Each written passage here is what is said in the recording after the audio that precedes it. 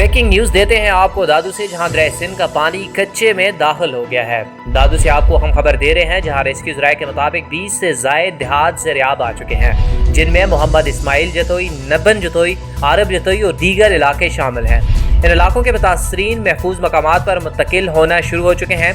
इलाका मकीनों का कहना है कि दादू मोरू के दरमियान वाक़या किस्पुर बंद की हालत तशवीशनाक है, जिससे हिफाजती बंद से मुल्का कच्चे के इलाके सैकड़ों देहात मुतासर होने का खदशा है। दूसरी जानब एग्रीगेशन कंट्रोल रूम के मुताबिक मोरोपुल के मकाम पर दरिया सिंध में 2,97,000 क्यूसेक पानी जमा हो चुका है।